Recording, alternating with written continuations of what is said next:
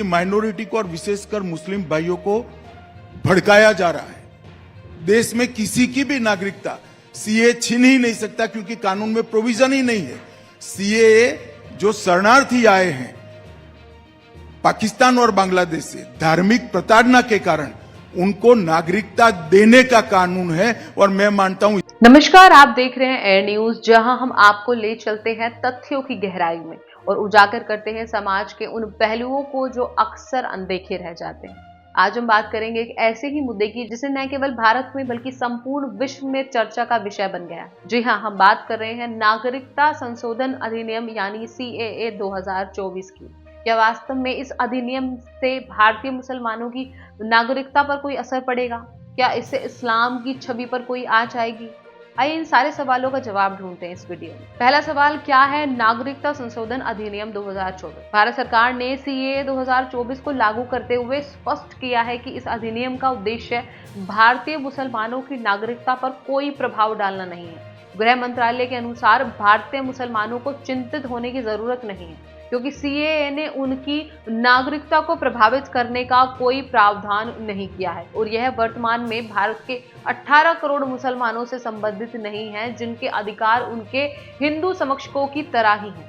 इसके अलावा भारत के पास किसी भी देश के साथ मुसलमान प्रवासियों को वापस भेजने के लिए कोई समझौता या संधि भी नहीं। दूसरा सवाल, इस अधिनियम का उद्देश्य और प्रभाव क्या है? सीएए 2019 का मुख्य उद्देश्य उन लोगों को नागरिकता प्रदान करना है जो धार्मिक आधार पर अफगानिस्तान, बांग्लादेश या पाकिस्तान में उत्पीड़ित हुए हैं और 31 दिसंबर 2014 से पहले भारत में प्रवेश कर चुके हैं। इस अधिनियम ने नागरिकता के लिए आवेदन की योग्यता अवधि को 11 से घटाकर 5 वर्ष कर दिया है, जिससे उत्पीड़न का सामना करने वाले लाभार्थियों के लिए उदार व्यवहार दिखाने का प्रयास किया गया है। गृह मंत्रालय का कहना है कि मुस्लिम देशों में अल्पसंख्यकों के उत्पीड़न के कारण इस्लाम की छवि विश्व भर में धूमिल हुई है। हालांकि इस्लाम एक शांतिपूर्ण धर्म है जो कभी भी धार्मिक आधार पर घृणा, हिंसा या उत्पीड़न की शिक्षा नहीं देता।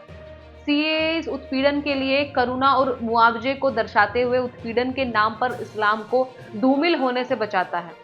इस तरह से यह स्पष्ट होता है कि सीएए 2024 का उद्देश्य भारतीय मुसलमानों की नागरिकता को प्रभावित करना नहीं, बल्कि उन लोगों को नागरिकता प्रदान करता है जो धार्मिक आधार पर उत्पीड़न का सामना कर रहे हैं। इस अधिनियम के माध्यम से भारत सरकार ने अपनी उदार और सहनशील संस्कृति को प्रदर्शित किया है और विश्व में इस्लाम की छवि को संरक्षित करता है और शालीनता के साथ सम्मान को भी बचाता है। आइए अब हम इस अधिनियम के विभिन्न पहलुओं पर एक गहन विश्लेषण करते हैं। नागरिकता संशोधन अधिनियम यानी कि सीएए 2024 का विश्लेषण की अगर हम बात करें तो अधिनियम की आवश्यकताएं क्यों हैं, आइए जानते हैं। भारत सरकार का मानना है कि धार्मिक उत्पीड़न से पीड़ित लोगों को एक सुरक्षित आश्रय प्रदान करना भारत की उदार परंपरा का हिस्सा है। इस अधिनियम के माध्यम से भारत ने अपनी सहिष्णुता और विश्व बंधुत्व की भावना को प्रदर्शित किया है। अगर बात करें अधिनियम के प्रावधान की तो सीएए 2024 के अनुसार जो लोग धार्मिक उत्पीड़न के कारण अपने मूल देशों से भारत आए हैं, उन्हें नागरिकता प्रदान की जाएगी, बशर्ते वे 31 दिसंबर 2014 से पहले भारत में प्रवेश कर चुके। इसका समाज पर क्या प्रभाव पड़ेगा? तो अगर बात करें, इस अधिनियम के कारण भारतीय समाज में विभिन्न प्रतिक्रियाएं देखी गई हैं।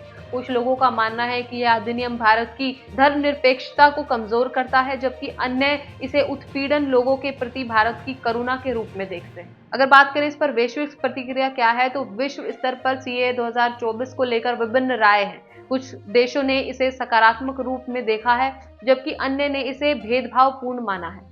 आगे चलकर इस अधिनियम का भारतीय समाज और विश्व मंच पर क्या प्रभाव पड़ेगा, यह एक महत्वपूर्ण प्रश्न है। इसके लागू होने से भारत की छवि और इसके धर्मनिरपेक्ष स्वरूप पर क्या असर पड़ेगा, यह देखना दिलचस्प होगा।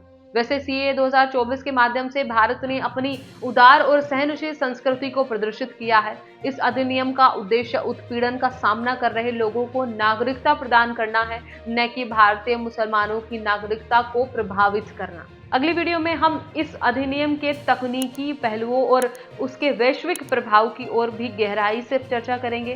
तो बने रहिए हमारे साथ। मैं तनु शर्मा इसी के साथ विदा लेती हूँ। आपसे फिर मिलती हूँ एक नई अपडेट के साथ। तब तक के लिए आप बने रहिए एयर न्यूज के साथ। नमस्कार।